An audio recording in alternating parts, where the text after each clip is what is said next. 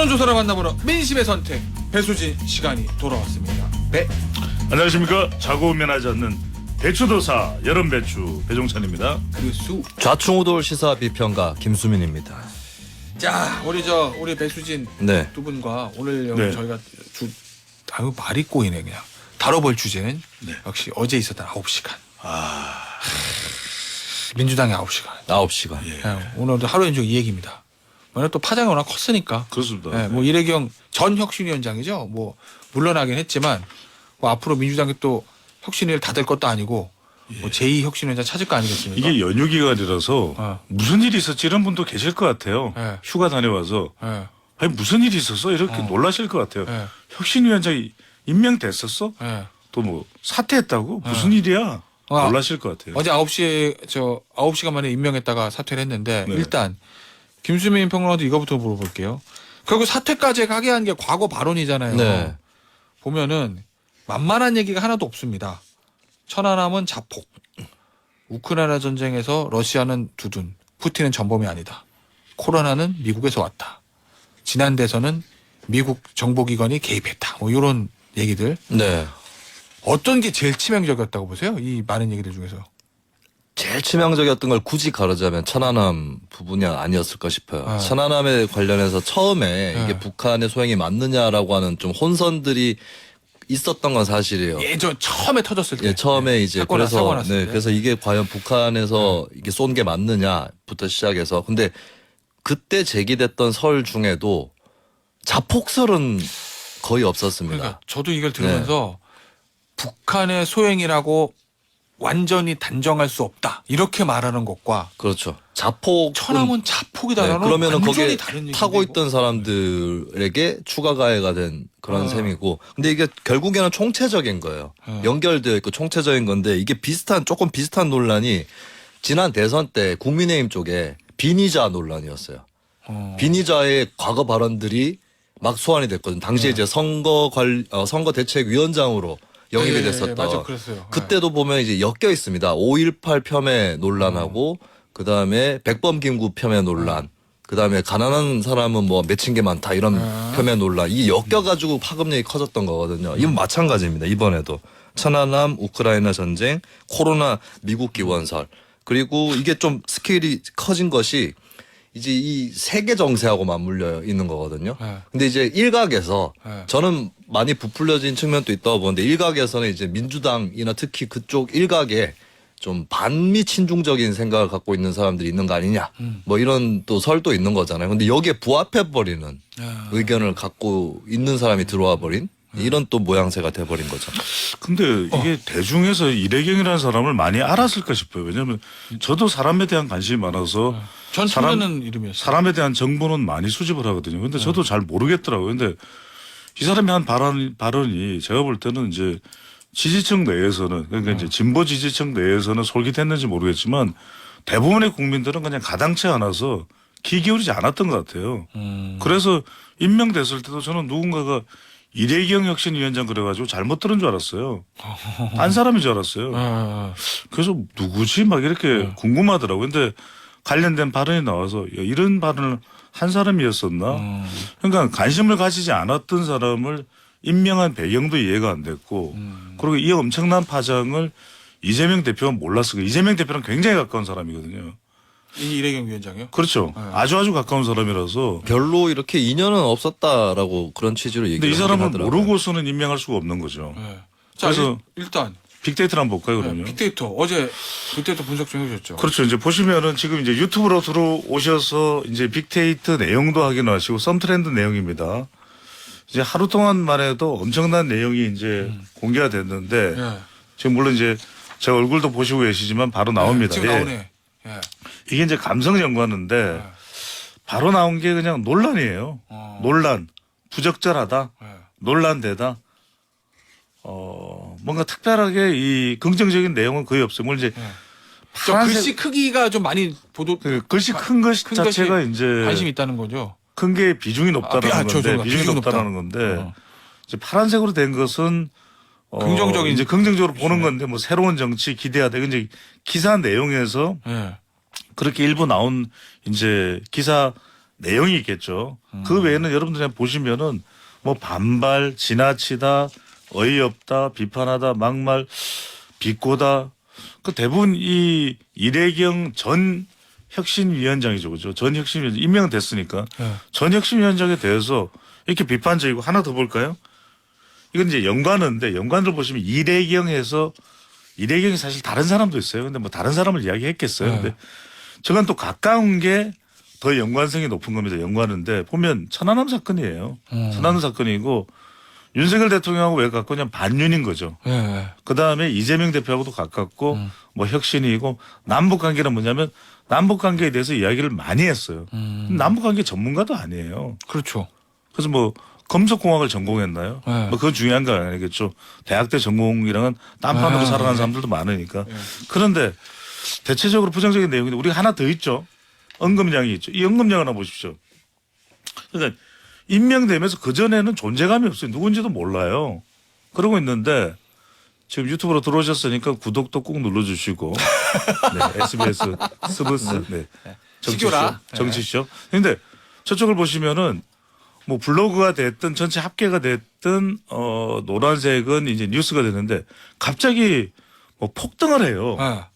이게 뭐 주식 떡상 뭐 따따상 하는 것도 아니고 그건 뭐냐면 전혀 몰랐던 인물인데 무슨 내용인가 들여다봤더니 부정적인 대부분은 내용이니까. 부정적이고 논란되는 내용으로 도배가 됐던 그럼 거죠. 여론을 더 안 좋아지는 거죠. 그러니까 이게 저는 제 이제 분석을 마무리 드리면서 이제 이 빅데이터 분석 마무리 이걸 이재명 대표가 몰랐을까 저는 이게 납득이 안 돼요. 그러니까 그래도 정치 뭐 굉장히 노련한 또 정치 정치 전문가잖아요. 이재명 대표 하면 네. 그런 노련한 정치 전문가인데 이걸 몰랐을까? 이 파장을 몰랐을까? 결국 그거거든요. 저도 제일 궁금한 건. 예, 이게 예. 뭐 이래경 전 혁신위원장 물러나면서 마녀사장이 됐는데 저는 마녀사장이 핵심어가 아니라 민주당 지지율을 저격한 거예요. 예. 잔뜩 저격하고 나가는 건데 이걸 이재명 대표가 몰랐을까? 그러면 이걸 물러나는 것까지 알고 했다면 그 노림수는 또 뭘까? 예. 일단 우리 김수현 평론가 그거 물어볼 건데 그 전에 어제 SBS 8뉴스 보도 내용입니다. 말씀을 드리면 이래경 이사장이 고사했지만 이재명 대표가 직접 설득해서 허락을 받은 걸로 전해졌다. 그리고 이제 이 이사장의 이름은 당내 전략위원회 등이 검토한 복수 후보군에는 없었다고 한 지도부 의원은 말했다. 이해찬 전 대표의 추천이 있었던 걸로 안다고 복수의 당 관계자들은 전했다. 그리고 논란의 SNS 글도 당내에서는 이미 파악했던 걸로 알려졌다. 네. 당에서 당대표실을 전달했는데 이재명 대표가 이재명 대표에게까지 갔는지는 모르겠다. 요 얘기입니다. 이게 이제 어제 SBS 보도 내용인데 이걸 전제하고 네. 김수현 평론가 보기에는 어때요? 이게 두 가지 중에 하나잖아요. 몰랐으니까 그냥 임명했든지 네. 알았는데 네. 야 이런 글을 썼단 말이야. 문제가 될 수 있겠는데 네. 하지만 다른 장점이 있으니까 내가 임명하겠어. 이렇게 판단한 건지 네. 어느 쪽인 것 같아요? 근데 장점이 있다 하더라도 SNS에 해당 글들을 보면 논란이 안 될 수가 없고 비판을 받지 아니할 수가 없는 거잖아요. 그러니까 확인을 했든 안 했든 어느 쪽이든 간에 뭐 문제인 것이고 사실 이거는 기본적으로 해봐야 될 것이 이제 최근 한 수년간에 있었던 일들이 무슨 일이 터졌을 때 혹은 어떤 사람이 뭐 임명을 했을 때라든지 그 사람이 옛날에 썼던 SNS 글이 소환이 됩니다. 그리고 그걸 검색하는 게 어렵지 않아요. 그게 이름 쳐서 뭐 하면 특히 되겠지. 분수령이 됐던 게 2019년에 조국 전 장관 임명 당시에 조만대장경이라고 해서 과거에 트위터에 썼던 글들이 막 소환되고 이런 것들이 있었거든요. 예, 그렇기 때문에 이거는 기본적으로 점검을 해봤어야 되는 건데 이 의외로 SNS의 옛날 글 검색 방법을 모르시는 분들이 꽤 있습니다. 근데 이저 이거 혹시 천안함 검색이 안 자폭- 된 거 아니냐. 천안함 자폭 이거는 네. 2023년 2월이래요. 4개월 전에 글인데 그거를 네. 검색 안 했을까? 4년도 아니고? 아니 검색은 뭐 몇 달이 지났던 간에 쉽습니다. 키워드만 넣고 검색만 해봐도. 아, 그리고 이름 넣고 보면은 네. 4개월 전에 거는 볼 수 있을 거 아니에요, 금방. 4년 그러니까 전 이게- 것도 아니고. 그리고 이분이 굉장히 글을 많이 쓰시는 분이거든요. 그래서 이런 것들을 굉장히 기본적으로 좀 주의를 기울일 필요가 있는 거고 그리고 이제 인선 배경에서 이게 인선 민주당 비명계에서 특히 흥분할 수밖에 없는 게 혁신위원회를 두고 정권을 줄 거냐 말 거냐 그리고 외부 인사를 앉힐 거냐 말 거냐 이게 당내에서 논쟁이 있어서 20일 넘게 혁신위 구성이 안 됐었습니다. 의총에서 결의한 이후에. 근데 사실 혁신위에 정권을 준다 그다음에 외부 인사로 한다. 여기까지는 비명계 요구가 관철됐다라고 볼 수 있는 거거든요. 근데 이 상태에서 이래경 씨가 딱 임명이 됐다는 거는 이 학생한테 부모님이나 교사가 야, 너 과외 받아! 해가지고 이제 과외를 받기로 했어요. 근데 과외 선생님으로 같은 학급의 학생을 데리고 온 거예요.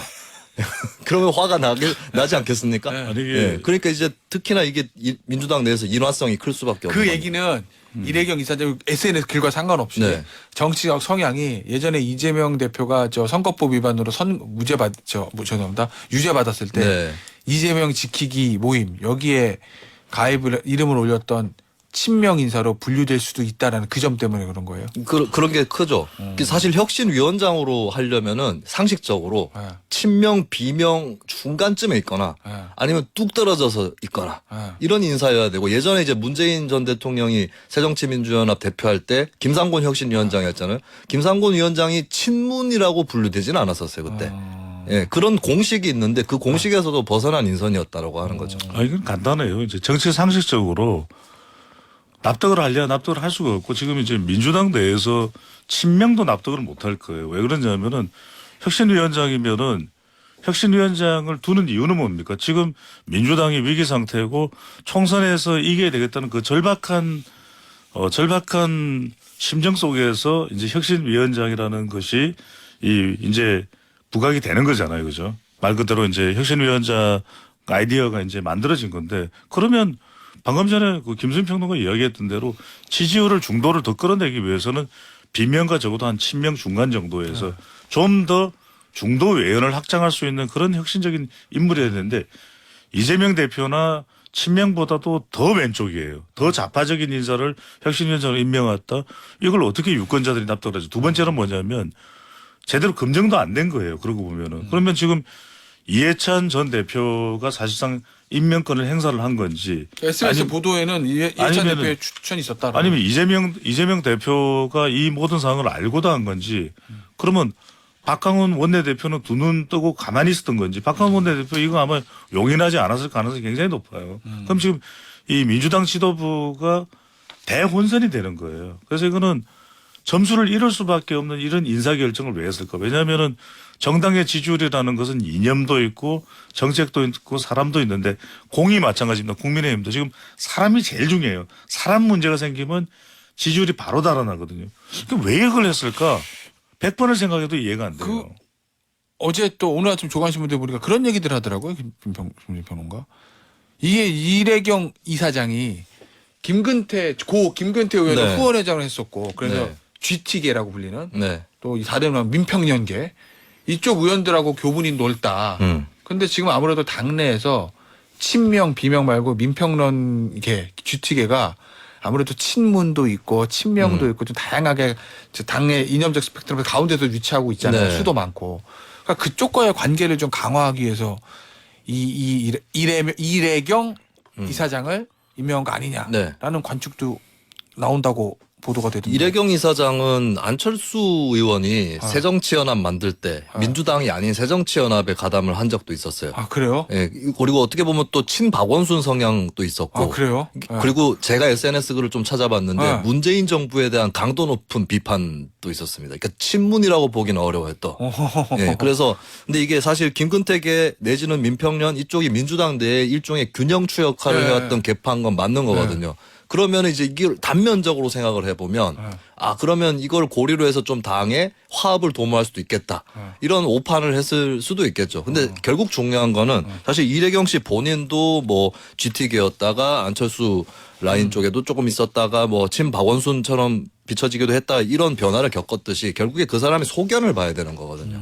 예, 결국에 내용을 파악하는데 실패하지 않았나. 저도 사실은 이제 저는 그 이름을 알고 있었어요. 아, 다른 그래요? 100년이라는 단체도 알고 있었고. 네. 근데 그분이 어떤 성향인지는 저도 잘 몰랐거든요. 근데 그런 부분을 확인을 해보지 않고 너무 이제 개파라든지 계보 중심으로 접근했던 것이 아닌가 이런 생각도 듭니다. 그러니까 김건태 전 의원계의 그 연결고리로 이래경 이사장을 이해한다면 저는 넌센스일 것 같아요. 왜냐하면은 대체로 우리가 이제 김건태 GT계를 이해를 할 때는 물론 이제 김건태 전 의원이 보였던 그 단호함도 있긴 했지만 굉장히 또 유연한 면도 있었어요. 그래서 유은혜 전 교육부총리가 또 GT계입니다. 네, 대표적인. 그러니까 이제 좀 대표적으로 과격하기보다는 좀 유연해요. 중도적인 그런 성향까지도 이제 포함하고 있는 것이 GT계의 이제 최근 특징이거든요. 그러면 그런 의미에서는 맞겠죠. 그런데 이대경 이사장을 그런 GT계의 성격을 가지고 있다고 볼 수 있냐?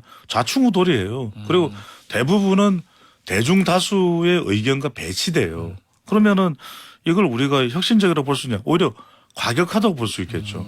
그러면 이걸 좀 더 외연 확장하는데 생각하기에는 좀 무리수다. 이걸 민평전과 연결시키는 좀 넌센스인 것 같아요. 앞으로 이게 어떻게 될 것 같습니까? 네. 혁신이 뭐 제2의 혁신위원장 이제 뭐 찾을 거 아니에요. 잘 굴러갈 것 같아요. 아니면 어떤 컨셉으로 갈까?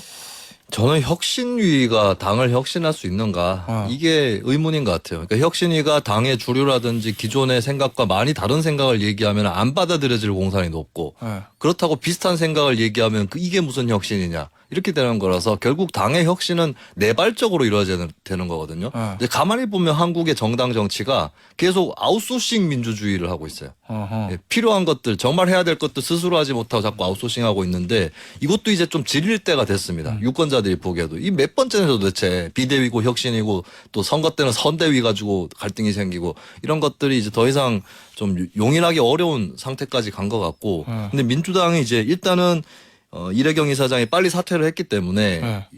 거기만 보면은 이제 수습이 된 것처럼 보이지만 수습하는 과정에서 이제 권칠승 대변인 같은 경우에 이제 또 뭐 천안함 관련해서 오히려 이제 그 생존자분을 비판을 한다든지. 최원일 전 함장에 대해서. 예, 그리고 이제 그 당시 예전에 이대경 씨가 자유인으로서 자유롭게 본인의 정치적 의사를 표현한 게 아닌가 생각한다. 그러니까 잘못 두둔을 하는 것이죠. 근데 이렇게 되면 사실 지난 대선 때 제가 아까 비니자 얘기를 했는데 그 당시에 민주당이 뭐라 그랬냐면 영입 인물의 면면이 후보의 본색이다. 비니자는 윤석열 후보의 본색이다라고 비판했던 게 민주당이었어요. 네. 근데 이번에는 혁신위원장 과거의 발언에 대해서 그거는 그 옛날에 자연인일 때 했던 얘기다. 이거는 앞뒤가 안 맞는 거거든요. 이런 대응이 또 좀 불씨가 될 것 같습니다. 알겠습니다. 근데 이 말씀을 드려야 될 것 같아요. 그러니까 어제 나온 보도를 보면은 뭐 당명 바꾼다는 얘기인데 당명 좀 그만 바꿨으면 좋겠어요. 더불어민주당 이름이 잘못 있나요? 아니 사람이 잘못 있는 거지 왜 자꾸 밥상을 문제 삼아요. 네, 밥통을 문제 삼아요.